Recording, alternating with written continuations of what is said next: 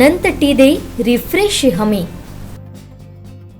सिंधुदुर्ग जिल्ह्यात खड्ड्यांचं साम्राज्य असल्याचं पाहायला मिळतंय। सिंधुदुर्गातील अंतर्गत रस्त्यांची अक्षरशः चाळण झाली आहे, त्यामुळे या मार्गावरून प्रवास करणं कठीण झालंय। अपघातांची संख्याही वाढली आहे। गणेशोत्सव काळात कोकणात मोठ्या प्रमाणात चाकरमानी दाखल होत असतात, त्यामुळे या काळात अपघातांची संख्या देखील वाढते।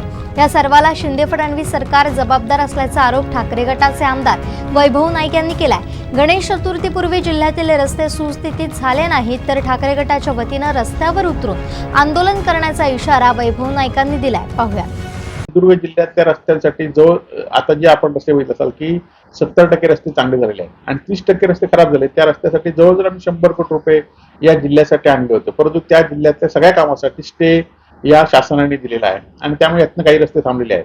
परंतु आम्ही विधानसभेत मागणी केली, रवींद्र चव्हाणांकडे मागणी केली, हे रस्ते गणपतीच्या आधी दुरुस्त झाले पाहिजेत आणि गणपतीच्या दुरुस्त करण्यासाठी जो काय प्रयत्न करावा लागेल तो आम्ही निश्चित, जर रस्ते नाही केले तर आम्ही निश्चितप्रमाणे आंदोलन करू। आमचे दिवसभरातले सर्व अपडेट्स, ताज्या घडामोडी आणि थेट लाईव्ह पाहण्यासाठी सबस्क्राइब करा, लाईक करा कोकणचं नंबर 1 महा चॅनल कोकणसाद लाईव्हचं YouTube चॅनल।